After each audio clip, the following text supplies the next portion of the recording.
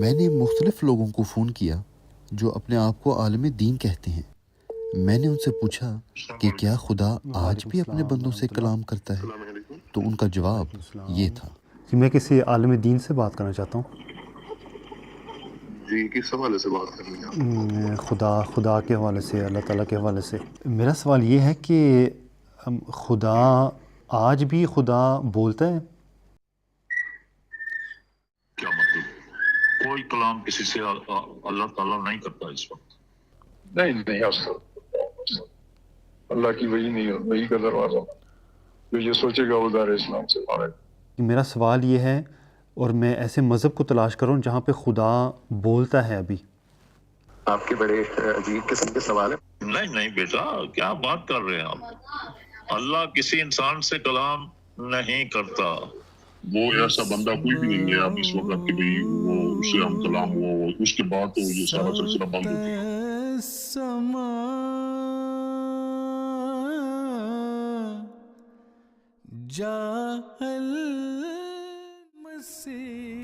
کیا آپ نے کبھی غور کیا ہے کہ جس دنیا میں ہم رہتے ہیں اس کی کیا حالت ہے؟ سچ تو یہ ہے کہ آج دنیا اپنے خالق کو نہ صرف بھول چکی ہے بلکہ کہتی ہے کہ ہمیں خدا کی ضرورت ہی نہیں. یہاں تک کہ آج کے مسلمان بھی اب کہتے ہیں کہ وہ خدا پہلے تو بولتا تھا مگر اب خاموش ہے.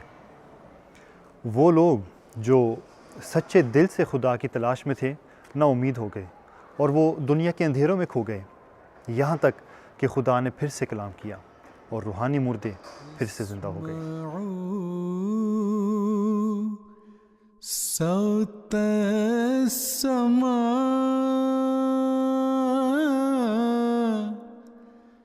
جاء المسيح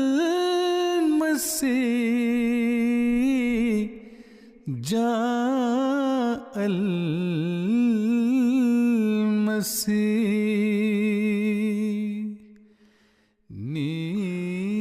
آج ساری دنیا کہتی ہے کہ خدا نہیں بولتا. حضرت مسیح موعود علیہ السلام نے نہ صرف دعویٰ کیا کہ خدا اسی طرح زندہ ہے جس طرح پہلے تھا بلکہ ثابت بھی کر کے دکھا دیا. آپ ہی نے تو فرمایا وہ خدا اب بھی بناتا ہے جس سے چاہے کلیم، اب بھی اس سے بولتا ہے جس سے وہ کرتا ہے پیار. اب اسی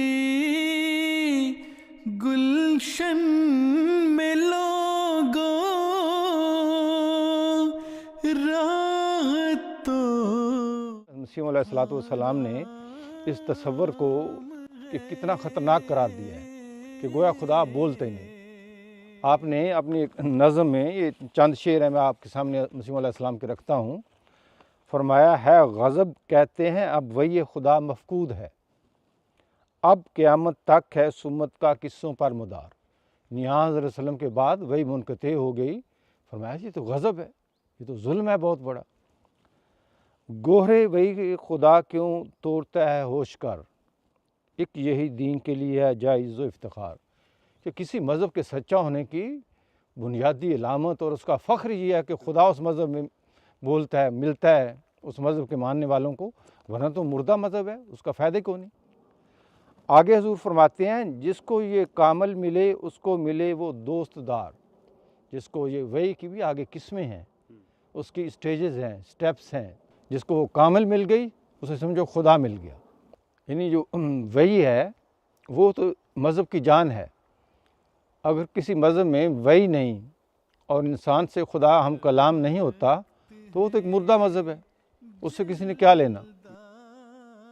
حضرت مسیح موعود علیہ السلام فرماتے ہیں ہمارا خدا وہ خدا ہے جو اب بھی زندہ ہے جیسا کہ پہلے زندہ تھا، اور اب بھی وہ بولتا ہے جیسا کہ وہ پہلے بولتا تھا، اور اب بھی وہ سنتا ہے جیسا کہ پہلے سنتا تھا. یہ خیال خام ہے کہ اس زمانے میں وہ سنتا تو ہے مگر بولتا نہیں، بلکہ وہ سنتا ہے اور بولتا بھی ہے. اس کی تمام صفات ازلی زمان کے بعد اب آئی ہے یہ ٹھنڈی ہوا.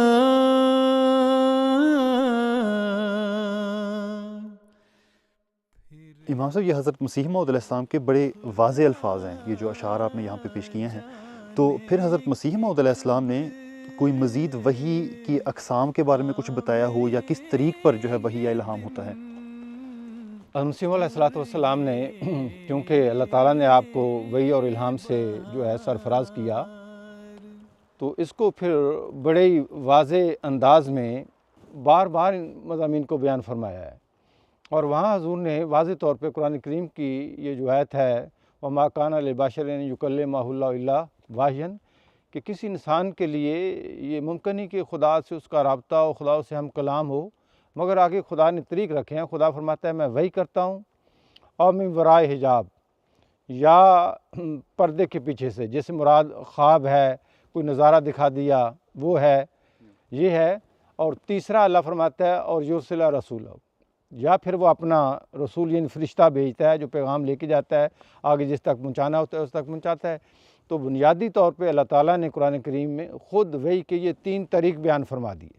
اب یہ ہر نبی کے ساتھ یہ دونوں قسمیں چل رہی ہیں، دونوں طریق چل رہے ہیں۔ ڈائریکٹ بھی خدا تعالیٰ ہم کلام ہوتا ہے، جیسے حضرت صلی اللہ علیہ وسلم کو ڈائریکٹ بھی وحی آتی ہے، پھر آپ کو مثلا یہ خواب دکھائی گی کہ آپ ہجرت کر رہے ہیں، ایک کھجور والی تعبیر آپ اس کی اور نکلی، ایسے حضرت ابراہیم علیہ السلام کو اپنے بیٹے کو ذبح کرنے کا خواب بار بار دکھایا گیا۔ تو یہ من ورائے حجاب بھی، یہ بھی انبیاء کو اس طریقے سے بھی اللہ تعالیٰ جو ہے وہ وہی کرتا ہے۔ تیسرا ہے کہ یرسل رسول، وہ اپنا رسول بھیجتا ہے۔ جبرائیل علیہ السلام آتے ہیں، وہ پیغام لاتے ہیں کہ اللہ تعالیٰ نے یہ پیغامات تک پہنچانے کا جو ہے وہ مجھے حکم دیا ہے، اور وہ پیغام پہنچاتے ہیں، جیسے حضرت صلی اللہ علیہ وسلم کے پاس بھی آتے تھے، مسیح علیہ السلام کے پاس بھی آتے تھے۔ تو یہ تینوں طریقے ہیں اللہ تعالیٰ کے ہم کلام ہونے کے۔ یہ وہ پیغام تھا جس نے روحانی مردوں کو دوبارہ زندہ کیا، اور جنہوں نے یہ زندہ خدا کی راہ اختیار کی ان کی مخالفت کی گئی۔ ایک واقعہ آتا ہے، حضرت مولوی محمد الیاس خان صاحب رضی اللہ تعالیٰ عنہ حضرت مسیح موعود علیہ السلام کے ایک صحابی تھے۔ آپ سے پوچھا گیا کہ تمہیں مرزا غلام احمد قادیانی علیہ السلام کے علاوہ اور کوئی پیر نہیں ملا؟ تو آپ نے جواب دیا کہ دراصل بات یہ ہے کہ میرا خدا گم ہو گیا تھا۔ میں ہر مذہب کی طرف گیا تو ہمیشہ مجھے یہی جواب ملتا رہا کہ خدا پہلے بولتا تھا، اب نہیں بولتا۔ میں قادیان میں ایک مسجد میں گیا تو پیچھے سے کسی نے اپنا نہایت شفیق اور نرم ہاتھ میرے کندھے پر رکھا اور پوچھا، الیاس تمہارا کیا گم ہو گیا ہے؟ میں نے عرض کی کہ میرا خدا گم ہو گیا ہے۔ وہ ہاتھ حضرت مسیح موعود علیہ السلام کا ہاتھ تھا۔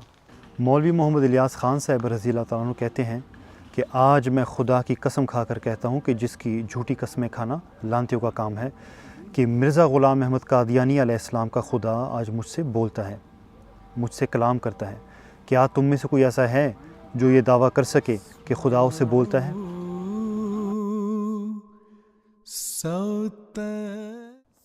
مسیح علیہ السلام کا ایک بڑا پیارا فکر ہے، فرمایا خدا ٹھگا نہیں جاتا۔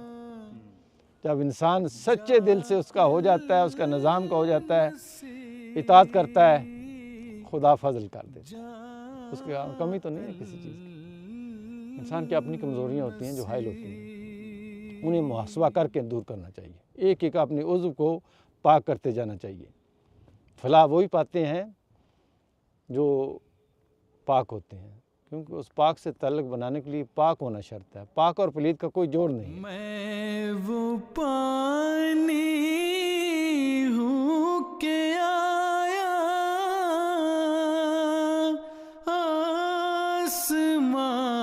آسمان سے وقت پر،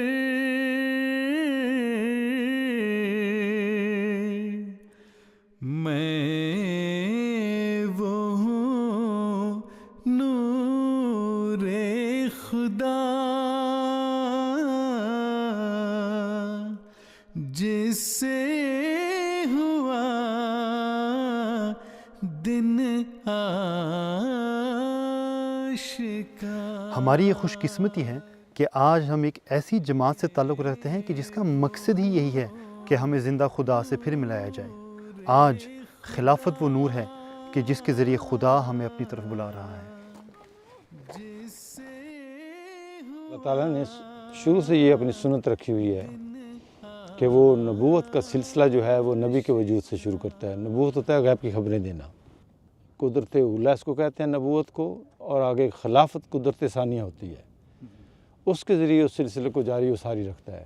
اب مسیح موعود علیہ الصلوۃ والسلام کے ذریعے جو اللہ تعالیٰ نے اب یہ نبوت کا سلسلہ شروع کیا، جو اصل میں نبوت محمدیہ صلی اللہ علیہ وسلم ہی ہے، وسلم کی نبوت ہی ہے، جو آگے اس کا دوسرا دور چل رہا ہے، یہ قیامت تک ہے۔ باخدا ہونے کے لیے ہمیں خلافت سے ایک زندہ تعلق پیدا کرنا ہوگا۔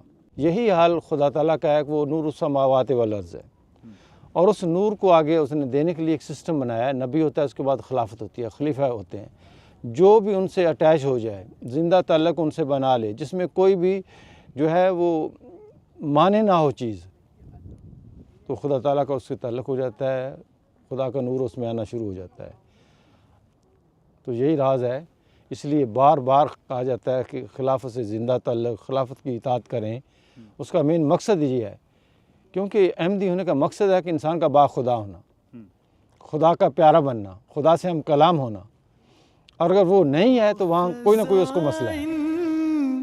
جو ہزاروں سال سے مدفون تھے،